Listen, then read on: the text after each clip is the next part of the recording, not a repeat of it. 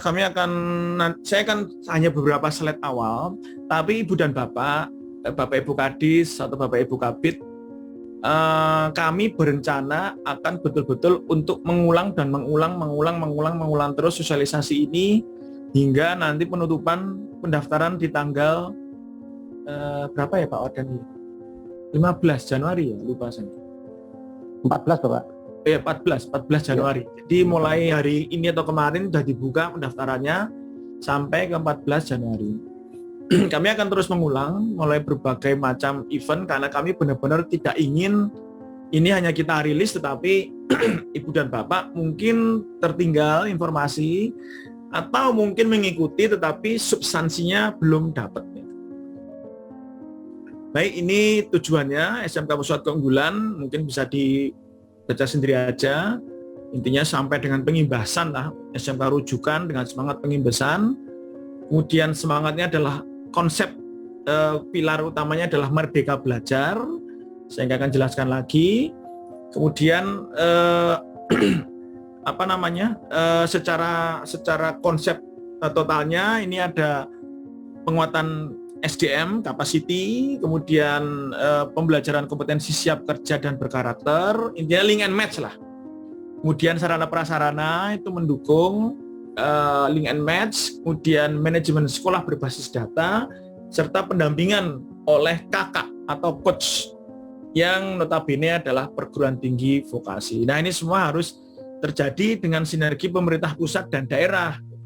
Sekali lagi mau diingatkan Pak Kadis atau Pak Kabidnya, sudah belum nota kesepahaman? Nanti kalau enggak kan satu provinsi malah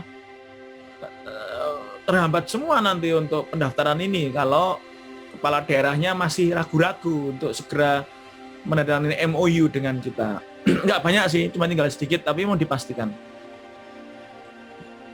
Kemudian ya ini berfokus pada kebutuhan dunia kerja, ya, mengenai teaching factory, kemudian menghasilkan SDM yang nggak cuma hard skills, tapi lebih pada soft skills. Unggul itu nggak cuma hard skill, tapi soft skills. Kemudian perencanaan program dan anggaran itu berbasis refleksi diri, jadi harus benar-benar bisa melihat diri sendiri apa yang kurang dan apa yang bisa dikembangkan. Kemudian kelak bisa mengimbaskan atau menjadi pusat pembelajaran bagi SMK yang lain.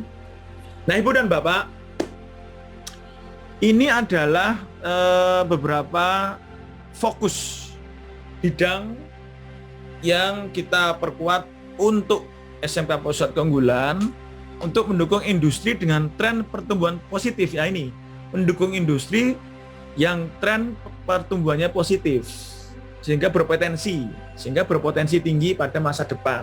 Jujur saja, nanti memang ada beberapa bidang atau program keahlian SMK yang sudah jenuh. Itu tidak menjadi target kita. Jadi kalau jadi target kita itu ekonomi kreatif, pariwisata, kesehatan dan pekerja sosial, kemaritiman, energi dan pertambangan, agribisnis dan agriteknologi, teknologi manufaktur dan rekayasa, konstruksi dan properti, dan teknologi informasi. Sekilas mengenai transformasi perubahan, ini nggak perlu saya jelaskan karena ini sudah sering sekali kami sampaikan, intinya merdeka belajar.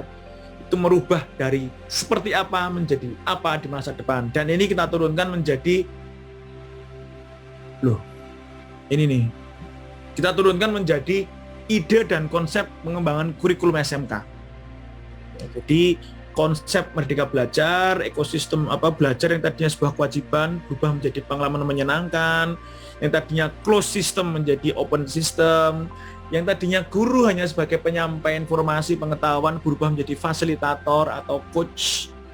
Guru yang tadinya dilatih cuma dengan teori digeser berdasarkan praktik. Soft skills itu lebih penting daripada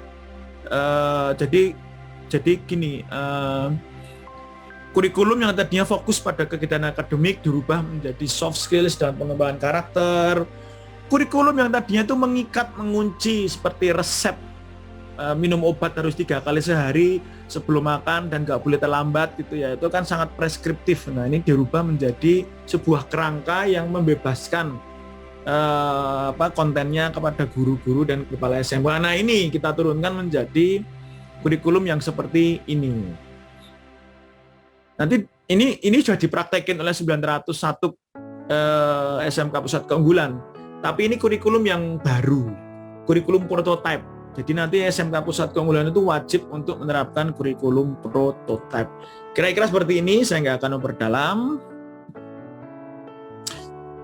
Nah, setelah SMK Pusat Keunggulan berjalan 2 tahun, kami sekarang memperkenalkan yang namanya skema pemadanan dukungan.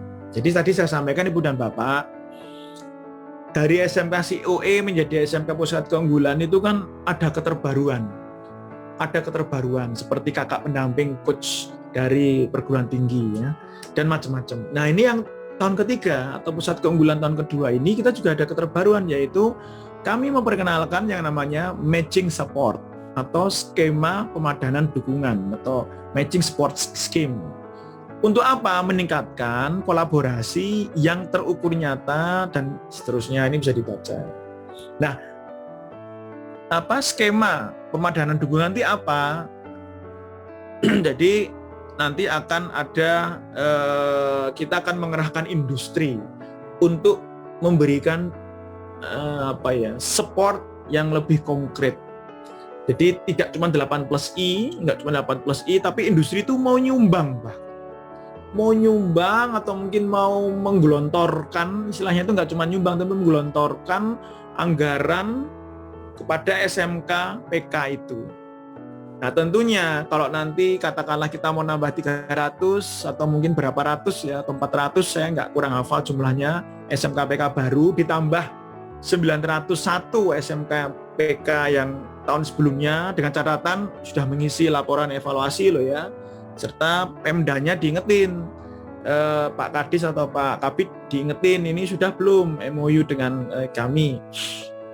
Nah, kalau ditotalkan nanti ada 1000 sekian ratus, 1200 atau 1300 tergantung, atau 1400, saya nggak tahu 1300 atau 1200. Nah, itu semua kan tentunya tidak semuanya mendapatkan industri yang mau menggelontorkan anggaran sampai besar ke SMK itu. Nah, sehingga kita kelompokkan jadi 2. SMK Pusat Keunggulan sama SMK Pusat Keunggulan dengan skema pemadanan dukungan. Ya, tapi sama-sama SMK Pusat Keunggulan. Kalau SMK Pusat Keunggulan yang sebelah kiri ini bisa dibaca ya. Jadi intinya deskripsinya seperti ini. Nah, kalau yang di sini ini juga nanti sebenarnya kanan kiri juga TEVA sih. Kanan kiri juga sebenarnya kiri pun juga bisa mengembangkan TEVA meskipun tanpa dukungan industri, kanan kiri bisa TEVA. Tapi yang membedakan kalau sebelah kanan ini nanti akan mendapatkan skema pemadanan dukungan, yaitu industri mengirimkan anggaran sebesar X rupiah ke SMK itu, maka kami akan memberikan dana padanan. Saya kurang hafal besarnya, tapi kalau nggak salah maksimum X rupiah juga. Jadi ada prosentasenya. Dan sehingga ini memungkinkan SMK PK existing yang sudah berjalan di 2020, sejak 2020 atau 2021, nanti di 2022 kalau mendapatkan industri yang mau menggelontorkan dukungan finansial cukup signifikan, itu bisa mendapatkan finansial besar lagi dan bahkan kami beri dana padanan. Jelas ya Ibu dan Bapak? Dana padanan ini nanti akan, kalau yang SMK PK tanpa skema pemadanan dukungan itu juga terbagi 2 lagi. Yang pertama yang existing, yang kedua yang baru.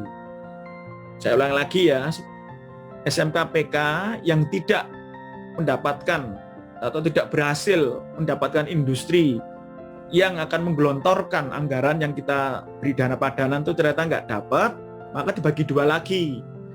Yang existing dan yang baru 2022. Yang existing simpel saja, mirip dengan skemanya, mirip dengan SMK COE tahun 2020 di 2021. Jadi tidak mendapatkan anggaran untuk beli alat dan bangun gedung, tetapi penguatan atau penuntasan SDM dan sistem.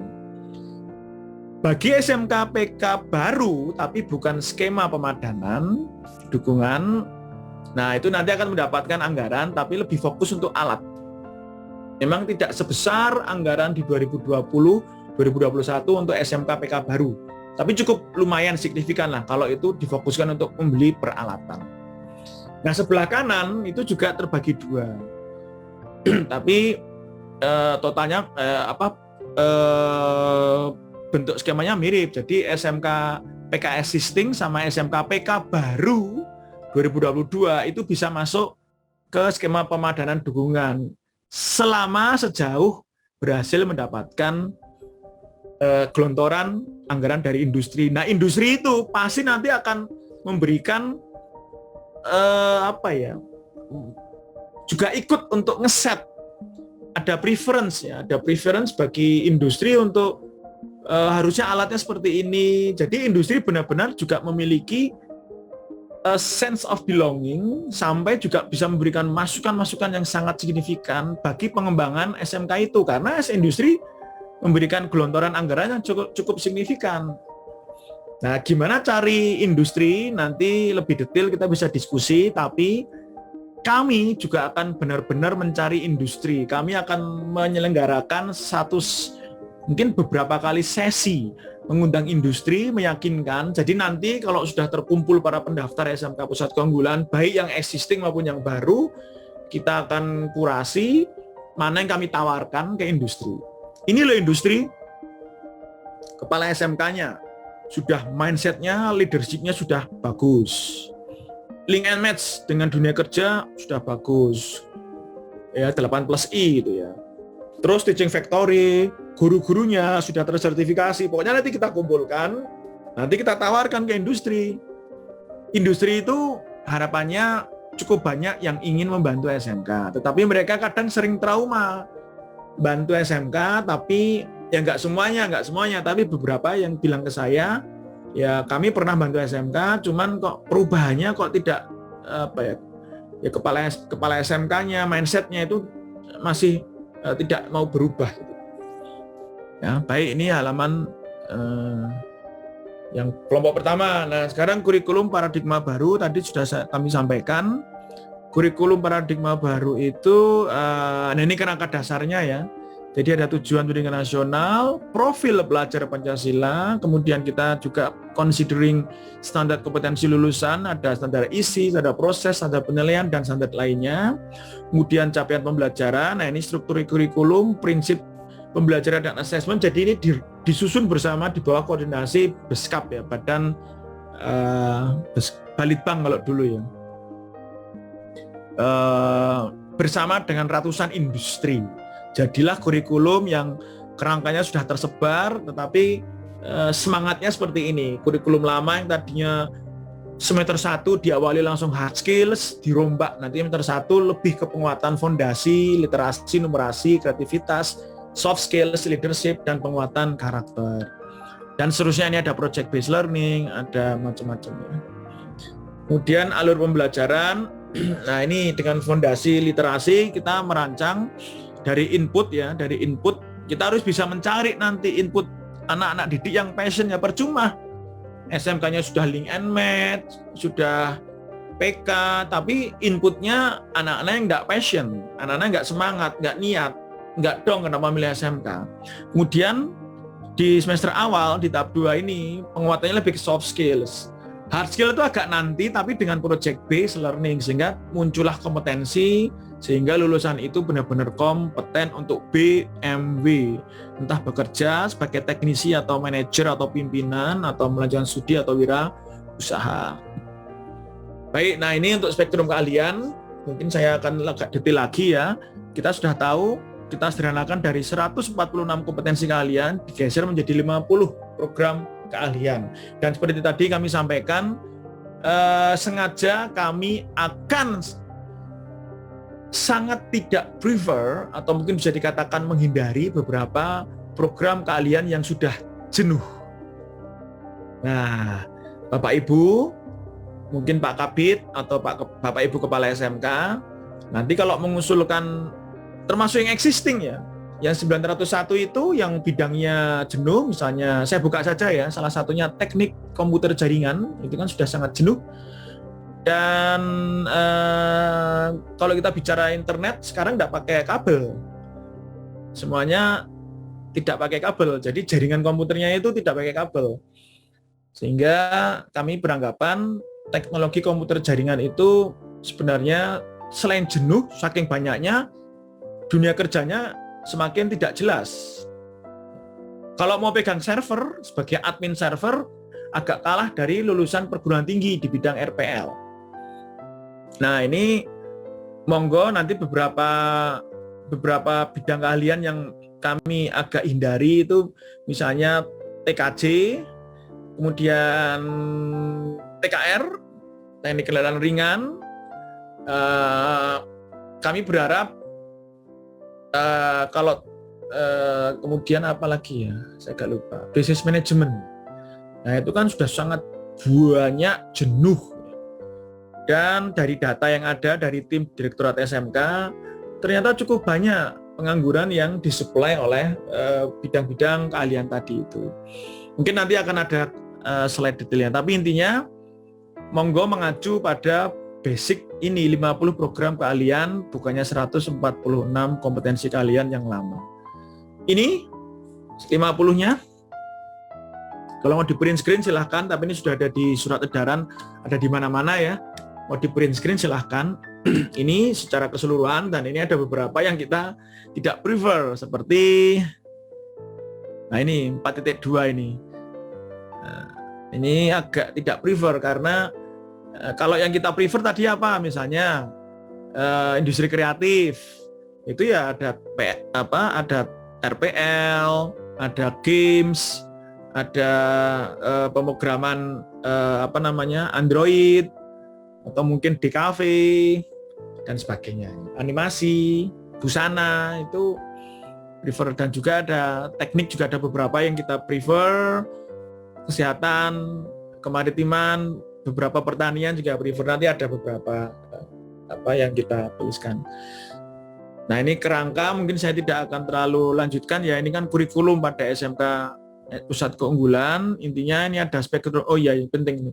Spektrum keahlian ini kita harus consider daftar bidang dan program keahlian, konsentrasi keahlian di lingkungan sekolah. Tadi saya sempat menyebutkan ya, SMK PK yang existing 901, mohon jangan diajukan lagi yang meskipun dapatnya TKJ, jangan ajukan TKJ. Cari bidang keahlian lain di SMK itu. Kalau maju TKJ lagi atau business management tapi tidak ada keterbaruan, nanti akan sangat melemahkan penilaian. Saya lanjut lagi. Ya, kurikulum pada SMK itu ada muatan umum, muatan kejuruan, serta proyek penguatan profil pelajar Pancasila dan budaya kerja. Mungkin dengan ini aja sih sudah cukup ya kalau mau dipelajari ya, membaca ini ya, sebelum dan sesudah ya. Mapel teori tadinya bersifat akademik digeser menjadi kontennya vokasional. Jadi nggak ada lagi ceritanya bahasa Indonesia dapat 9 anak SMK tapi nggak bisa ngomong, nggak bisa komunikasi, nggak bisa presentasi.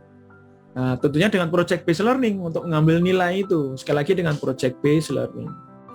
Saya lanjutkan lagi. Ini adalah struktur kurikulum yang ini itu strukturnya wujudnya seperti ini.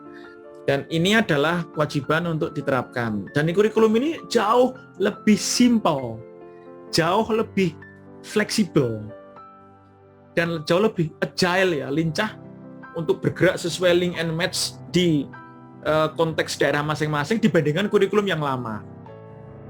Ya, sangat. Dan ini disusun bersama dengan ratusan industri-industri yang kita ajak. Ada mata pelajaran pilihan, ada PKL minimal 1 semester magang, ada proyek kreatif kewirausahaan, ada kejuruannya ini kejuruan yang sudah kita agak tidak kaku lagi, terlalu hard skills, terlalu terkunci pada skills yang terlalu misalnya loh menjadi lucu kalau di teknik mesin semua anak itu diwajibkan melulus sertifikasi pengelasan. Lah jadi pengelas nggak semuanya, kenapa diwajibkan? Ini pertanyaan serius loh. Ini teknik mesin itu masih sering kayak gitu itu. Semuanya harus tersertifikasi CNC, semuanya tersertifikasi pengelasan. ntar dulu itu nggak pakai project based learning, mendingan project based learning ngajarinya itu dengan project real dari industri, dari konsumen, anak suruh ngerjain project itu dengan menggunakan hard skill atau mesin-mesin itu. Nah, tentunya nanti yang mau fokus ke pengelasan ya nanti di sertifikasi pengelasan lah. Kalau dia nggak passion di mengelas, kenapa dia harus wajib lulus sertifikasi pengelasan? Nah, itu kurikulum ini nanti tidak sekaku di masa lalu ya. Saya dulu teknik mesin disuruh belajar ngelas, CNC, pokoknya sampai ahli ya. Ternyata sampai lulus juga sampai sekarang nggak pernah digunakan sama sekali. Nah, jadi project based learning kuncinya. Tetap nanti dia tetap belajar ngelas, tetap belajar CNC, tapi dengan mengerjakan project real. Nah, sekarang yang ketiga tentang skema pemadanan dukungan. Ya, ini SMK Pusat Keunggulan ini kan intinya mendorong transformasi ya melalui peningkatan kepala SMK. Jadi memang kepala SMK ini kapasitinya harus benar-benar mampu untuk mendorong transformasi perubahan SMK itu. Ya tentunya dengan link and match sampai mendalam dan menyeluruh. Jadi ada tahap-tahapnya ya. Tahap 1 kepala SMK pasif, belum selaras. Tahap 2 mulai berkembang sebagai pemimpin. Tahap ketiga sudah proaktif. Nah, yang tahap 4 sudah mulai mendalam menyeluruh gitu ya. Sehingga nanti benar-benar bisa memimpin SMK Pusat Keunggulan. Jadi ini transformasi perubahannya. Kami menyelenggarakan beberapa training kepala SMK. Bagi kepala SMK yang sudah ikut SMK PK kemarin nanti bisa cerita lah besok dalam pengimbasan ya. Jadi ada training kepala SMK itu sangat faktor penting kepala SMK itu. Jadi jujur saja ya, ini saya juga saya juga nggak nyebut provinsi, tapi ada provinsi yang cukup besar itu sekarang lagi rame-rame merombak atau menggeser kepala SMK, termasuk SMK PK. Wah, itu sebenarnya saya sangat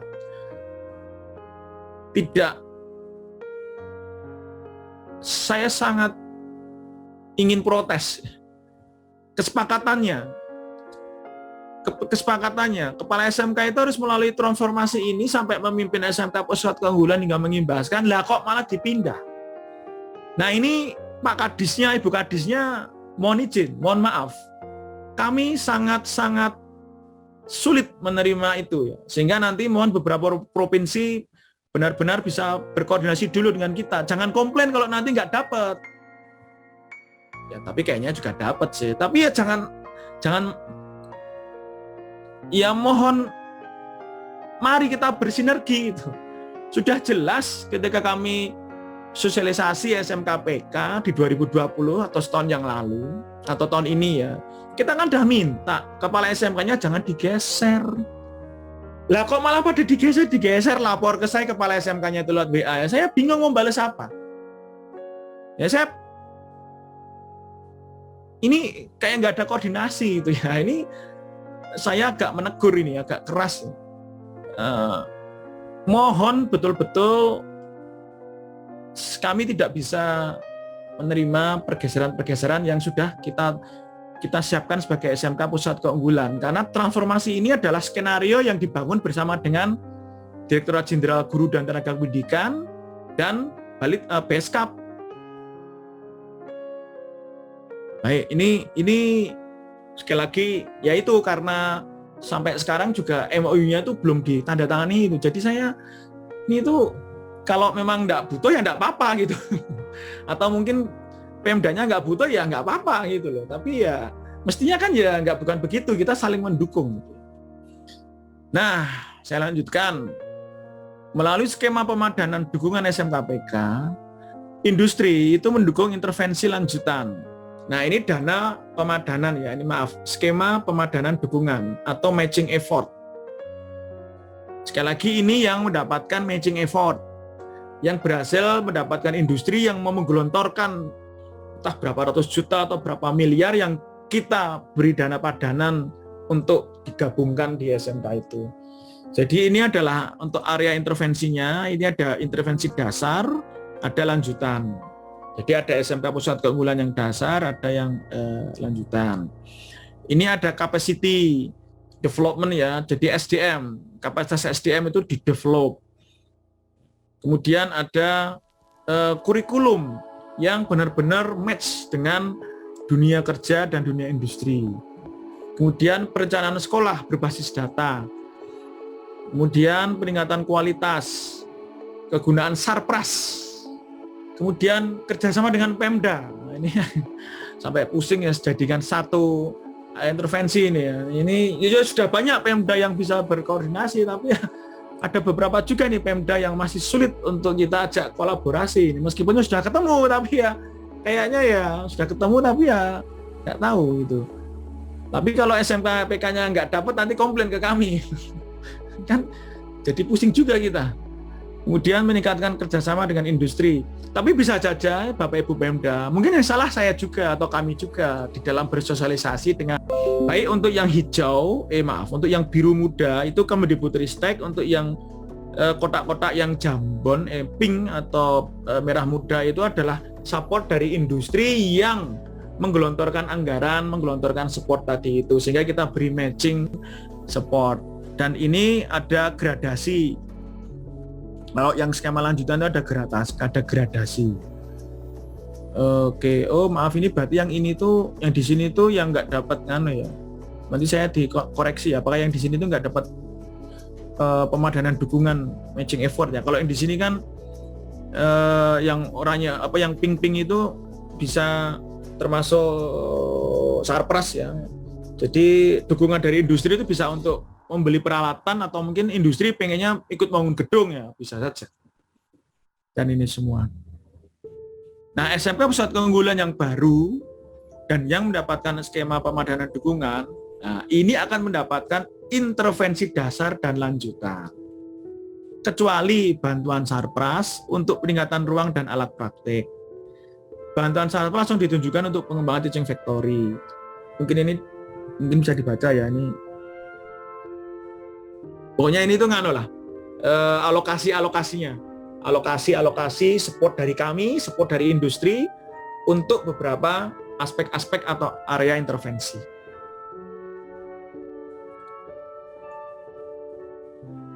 Nah, pemanfaatan biaya SMK Pusat Keunggulan.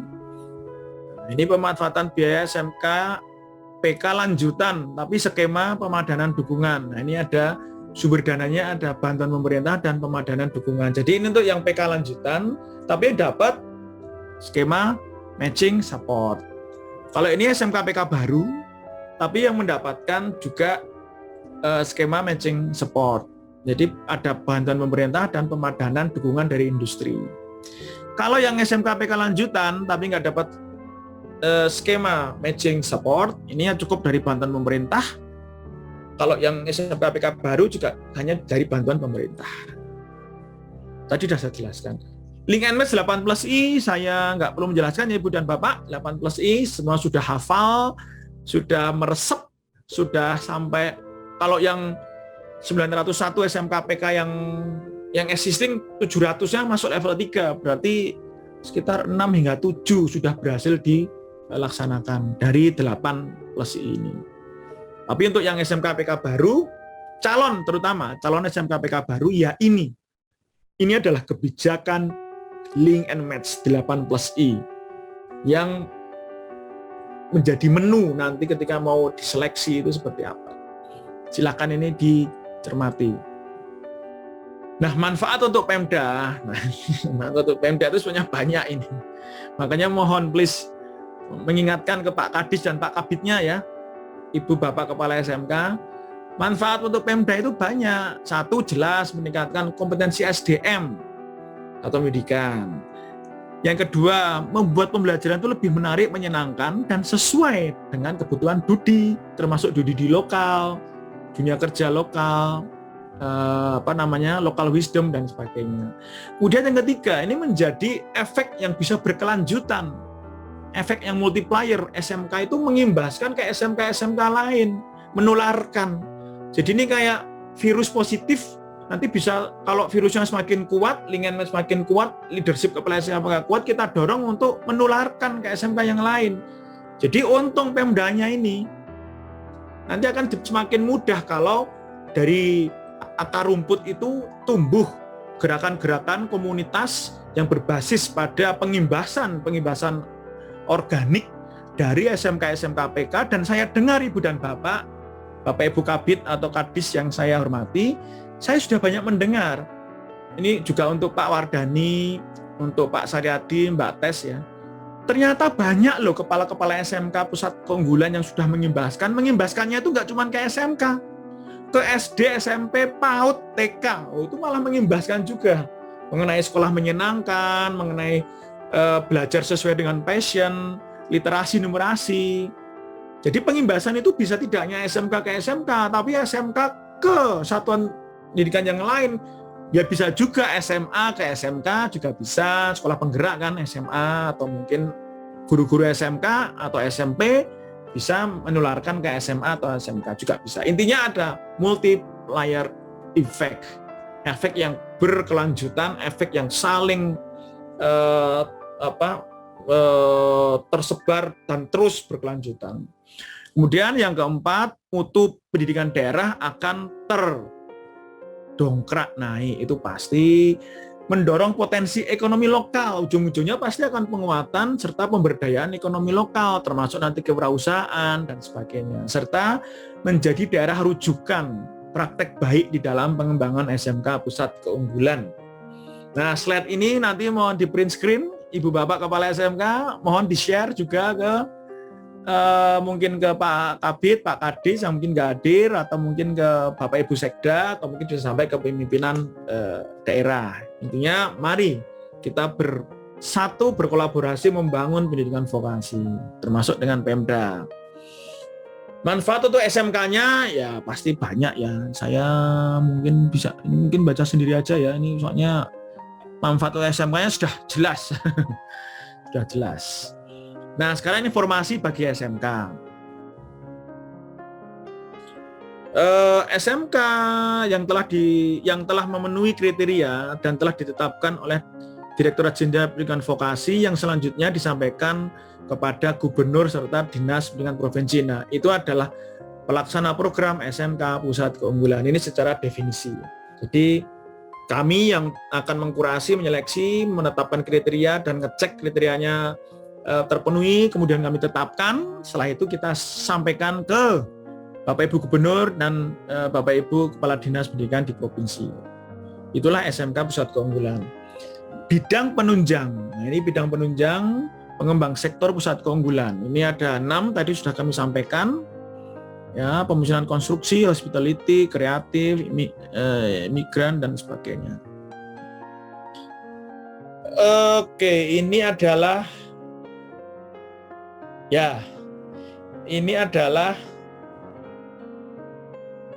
bidang keahlian yang kita prefer. Jadi kalau yang tidak ada di sini, mohon betul-betul nanti bisa meninjau kembali ya. Contoh teknologi informasi. Kan di sini harusnya ada teknologi komputer dan jaringan ya, TKJ ya. Ini kita nggak masukkan.